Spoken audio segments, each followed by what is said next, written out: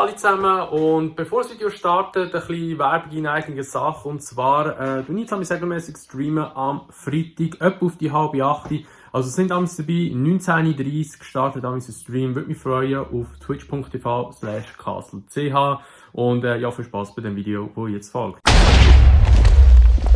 Salut zusammen und herzlich willkommen zu Call of Duty Black Ops Cold War.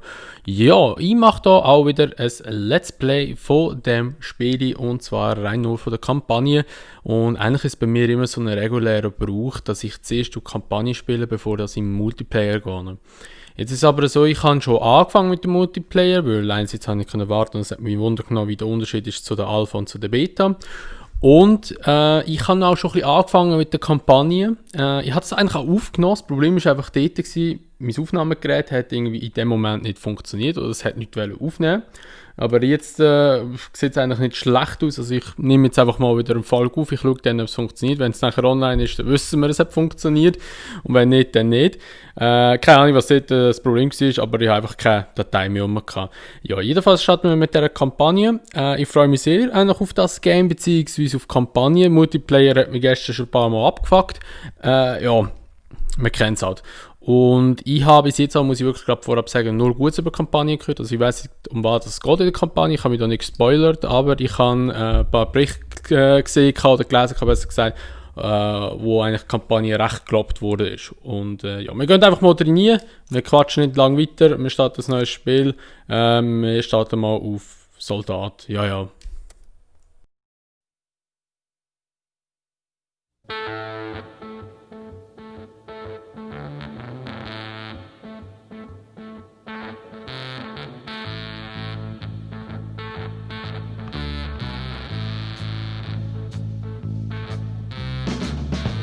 Wir müssen begreifen, dass keine Waffe der Welt und kein Arsenal der Welt so mächtig ist wie der Wille und die Rechtschaffenheit freier Männer und Frauen. Dies ist eine Waffe, die unsere Feinde in der heutigen Welt nicht haben. Dies sollte allen klar sein, die Terror verbreiten und ihre Nachbarn zu Opfern machen. Einige US-Geheimdienstanalytiker glauben, dass sich die Vereinigten Staaten bereits mit der Sowjetunion im Krieg befinden. Leben russische Spione unter uns? 52 US-Bürger wurden in der amerikanischen Botschaft in Teheran als Geiseln genommen. Laut einer anonymen Quelle im Weißen Haus befinden wir uns an der Schwelle eines Desasters im Kalten Krieg.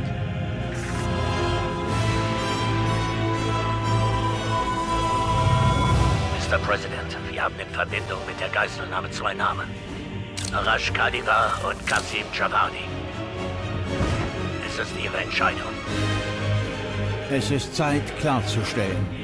Es wird keine weiteren Geiselnahmen geben.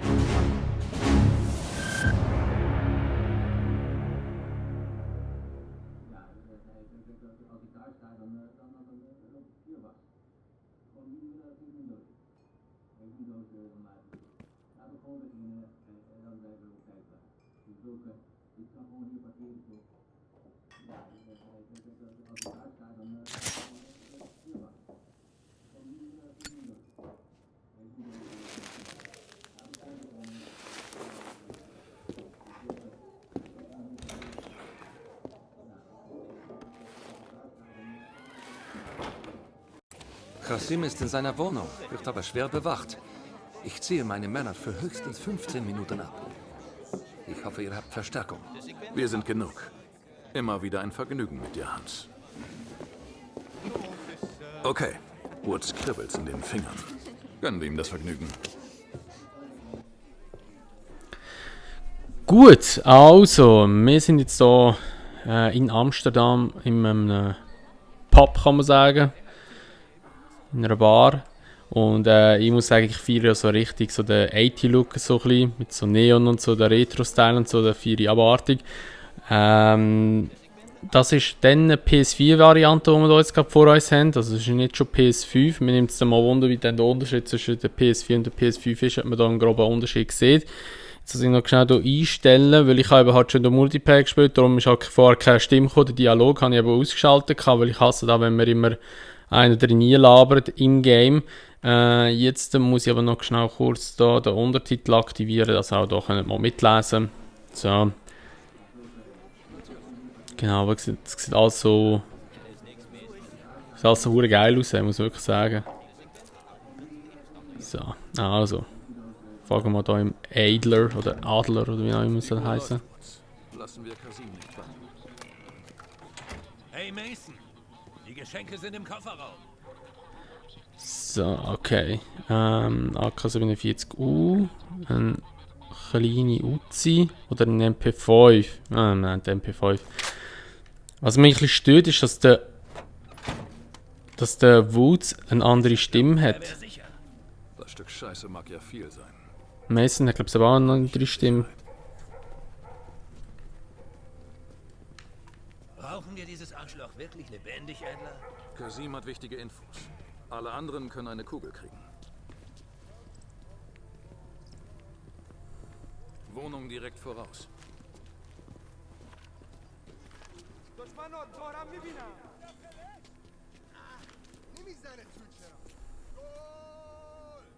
Hans gibt uns 15 Minuten. Wir müssen Kasim hart und schnell treffen. Los geht's.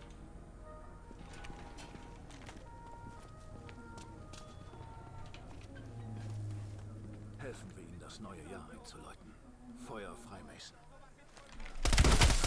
Los, los, los!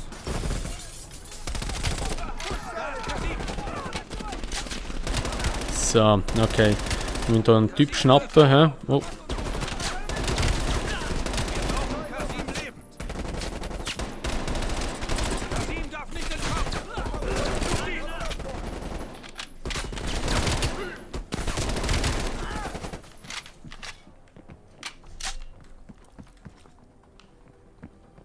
Ich rücke vor! Nice, Uwe. Na.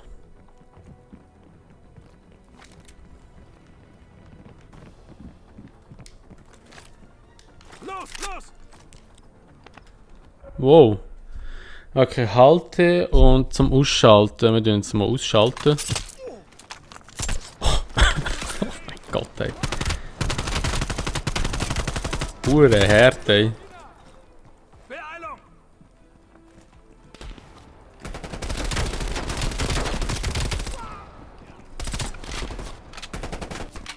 Na los, kommt schon! Komm aus der Deckung! Oh shit. Wow. Ah, shit. Der hat mich jetzt noch verwünscht.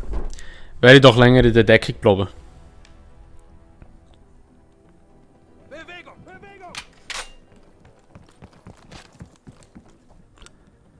So, jetzt halten wir mal. Nehmen wir mal ein Schutzschild. Los,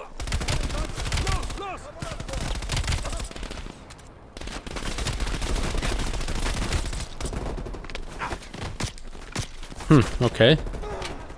Also das ist noch ein cooles Feature, finde ich jetzt noch. Also, dass es möglich ist, dass man etwas als Schutzschild kann nehmen.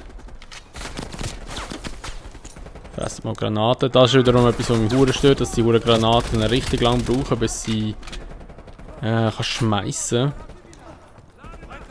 Das wird halt einfach so ein bisschen das schnelle Gameplay ein bisschen stören, denkt es mir.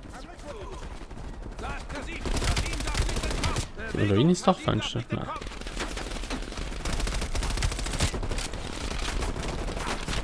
Also ich da voll auf den Dächern in Amsterdam sind wir am Fighten, weißt du, so die Leute, die hier leben. Dass sie nicht checken oder eine Polizei anrufen.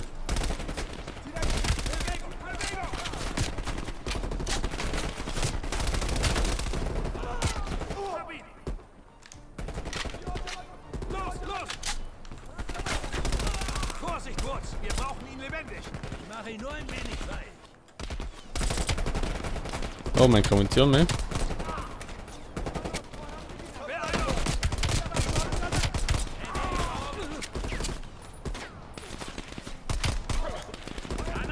Wir haben keine Munition. Ah, jetzt haben wir wieder. So Glück kann auflesen. Holy shit. Ah, hat er jetzt geschossen? Bleibt an ihm dran! Meine Güte, ist der Typ schnell! Los, los! Beeilung!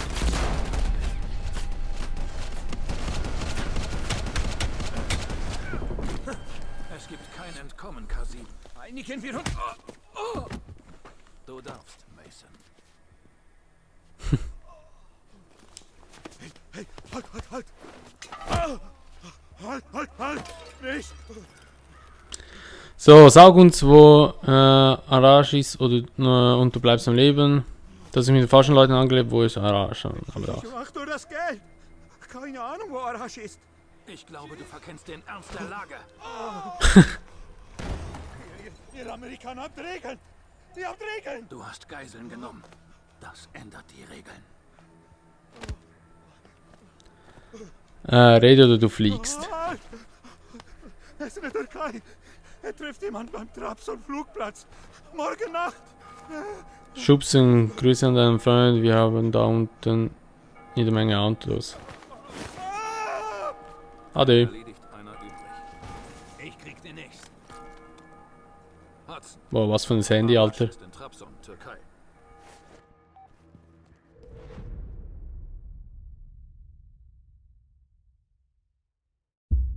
Kasim ist Geschichte. Wie lange, bis wir Arash haben?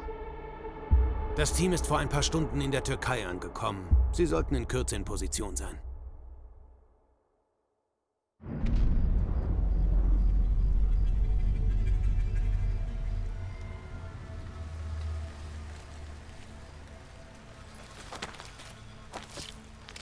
Flugplatz direkt voraus. Dann suchen wir den Scheißkerl. Wir müssen Arash identifizieren, bevor was passiert.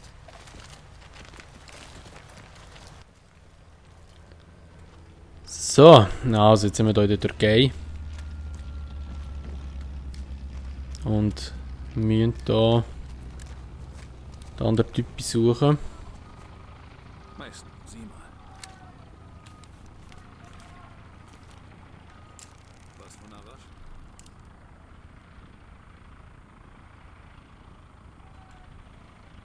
Das ist er nicht.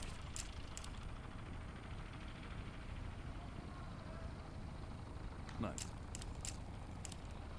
Truck nähert sich. Linke Seite.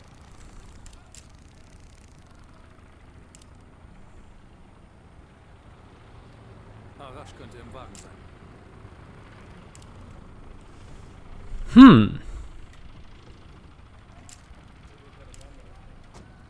Kann sein Gesicht nicht erkennen.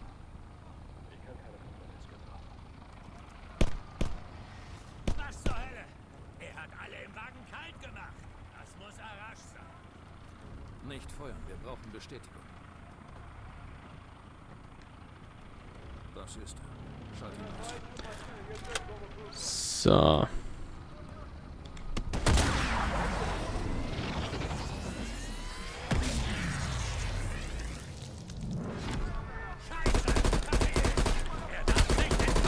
Jetzt habe ich dem eine Kugel in eine Jasse, aber...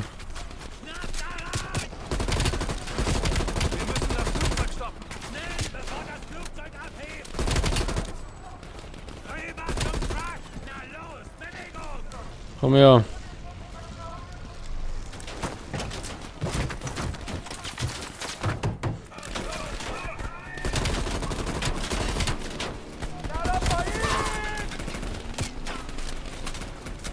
Lass mal nachher. Das geht mir eigentlich immer so lang.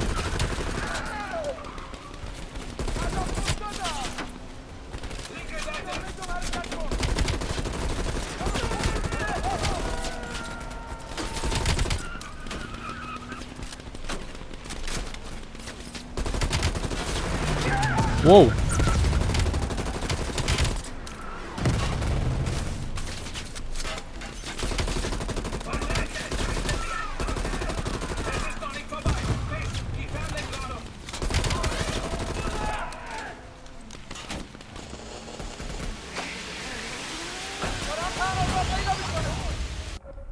So, Beschleuniger steuern und halten für den Schub, okay. Wow.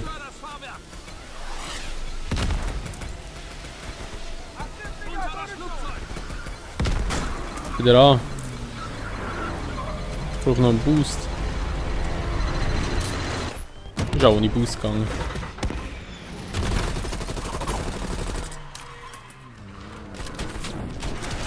Wow.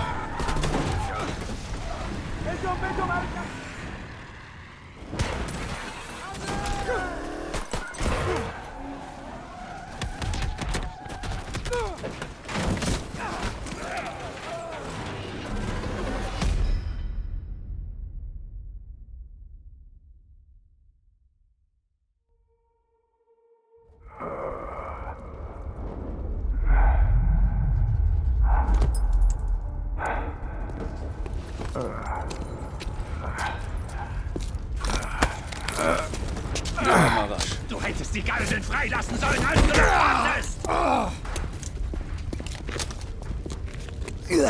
Geiseln. Es ging hier niemals um die Geiseln.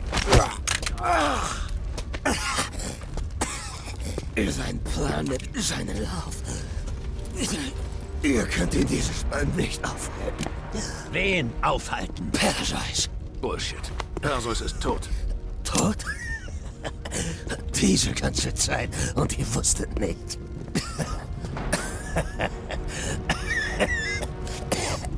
Perseus wird zuschauen wie der Westen. Hudson wird das wissen wollen. Sucht nach Überlebenden und dann ab nach Langley. Wer zum Teufel ist Perseus?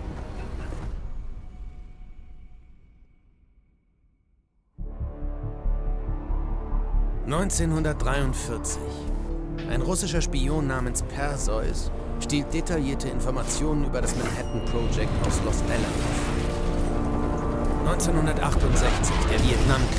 Angestiftet von Perseus starten Vietcong-Soldaten einen Versuch, eine amerikanische Atombombe aus einem US-Stützpunkt zu stehlen. Vor 5 Tagen haben wir auf einer Mission erfahren, dass Perseus wieder aufgetaucht ist und einen Angriff auf den Westen plant. Perseus. Die CIA-Analytiker halten ihn für die bisher größte Bedrohung der freien Welt. Mr. Hudson, wir alle wissen von Perseus. Wir wissen auch, dass er mehr Mythos als Fakt ist. Also ich halte ihn für nicht mehr als ein russisches Schreckgespenst. General Haig, darf ich Ihnen den Mann vorstellen, der darauf am besten antworten kann? CIA Clandestine Special Officer Russell Adler. Er ist einer der wenigen, die es nur annähernd geschafft haben, Perseus zu schnappen. Mr. Adler, warum sollten wir diesen Perseus ernst nehmen? Müssen Sie nicht, Sir. Ja, aber dann werden viele Unschuldige sterben. Warum sagen Sie das? Sir, jedes Mal, wenn Perseus im Spiel war, wurde der Kalte Krieg auf den Kopf gestellt. Wenn er nach 13 Jahren Funkstille aktiv ist, passiert etwas Großes. Etwas, das die freie Welt verändern wird.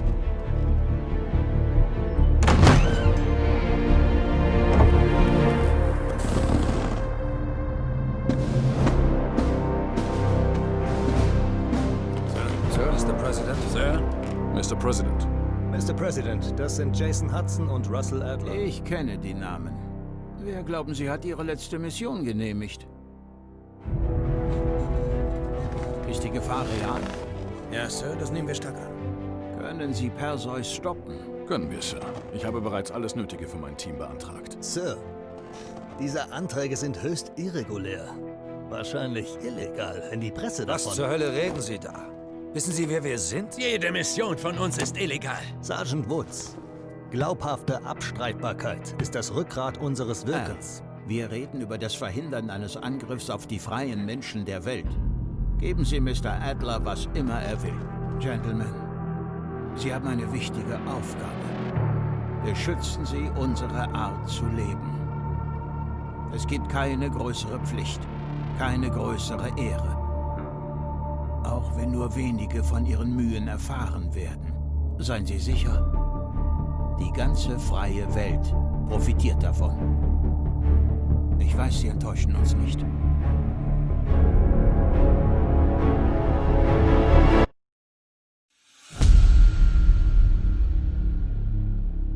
Hier spricht Hudson. Wie lange, bis wir eine Spur zu Perseus haben? Es geht bald los. Adler ist in West-Berlin. Er sollte bald am Unterschlupf sein. Vertrauen Sie ihm. Da fragen Sie wohl den Falschen, Black. Was ist mit seinem Team? Eine starke Gruppe. Er hat Sims und Azulai aufgestöbert und einiges getan, um Helen Park vom MI6 zu bekommen. Bald haben wir auch Mason und Woods. Wegen Park bin ich mir nicht so sicher. Sie und Adler kennen sich von früher. Natürlich will er sie dabei haben. Und unser Neuzugang. Bell? Erinnern Sie mich nicht daran. Das ist jemand, den wir im Auge behalten müssen.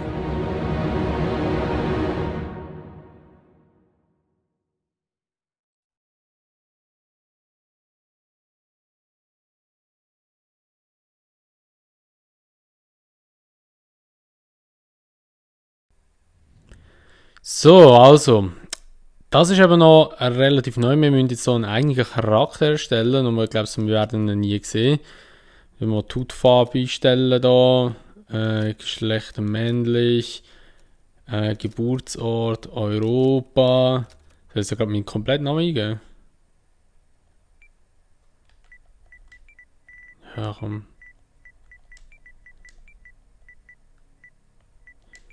Da ist recht am Spackes Game gerade gesehen.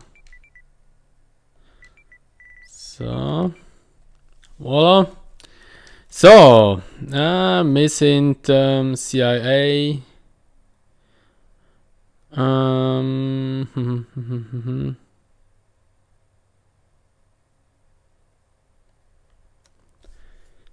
Oder MI6. Oder da KGB, Ex-KGB, kenne ich gar nicht. Ja, komm, wir nennen es CIA. So. Da sind jetzt so die verschiedenen Perks, die man dazu nehmen kann. Man kann 2 Stück auswählen.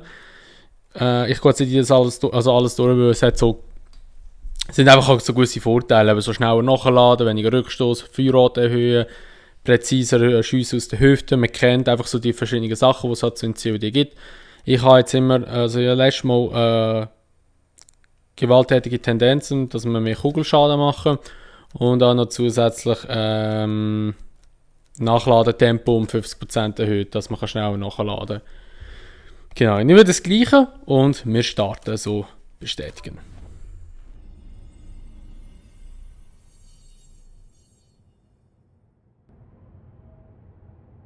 Bell, willkommen in West-Berlin. Wir haben eine Mission. Park. Adler. Bell.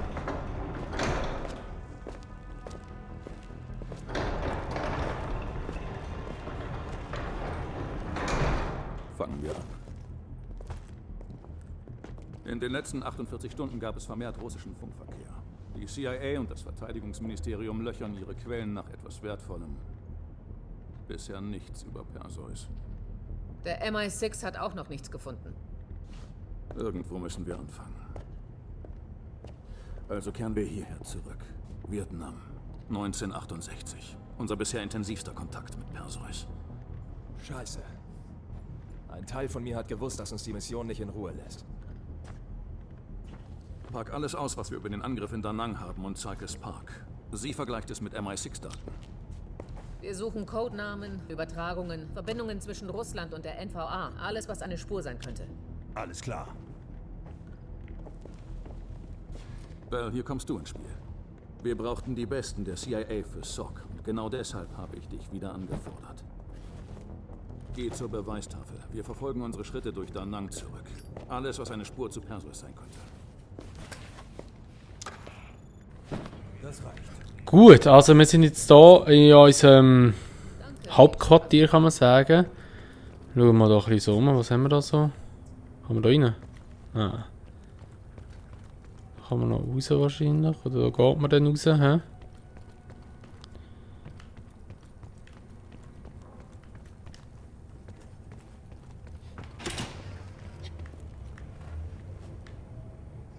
Mal schauen, vielleicht kann man irgendetwas starten. Du kannst loslegen, wenn du bereit bist. Die Dunkelkammer ist soweit funktional. Ich warte nur noch auf ein paar Lieferungen, um sie fertigzustellen. Okay. Er hat einfach das Burger Town T-Shirt da. Bell. Wie lange bist du schon bei der CIA? Ich habe mit der CIA seit über 10 Jahren zu tun. Aber für sie arbeiten tue ich seit fast 5 Jahren. Ich bin in DC geboren. Meine Eltern zogen nach Israel, als ich klein war. Doppelte Staatsbürgerschaft hat ihre Vorzüge. Israel? Ja. Nach der Uni bin ich bei den israelischen Streitkräften gelandet. War auch im Einsatz. Danach kam der Mossad. Da arbeitete ich zum ersten Mal mit der CIA. Und gelegentlich mit unserem Boss Adler da drüben. Du weißt wahrscheinlich mehr als ich. Ich schätze, das wollten die hohen Tiere für sich behalten. Okay, mit denen kann man reden. Habe ich nicht gewusst. Ja, das machen wir jetzt aber... Und Radio abschalten. Interagieren.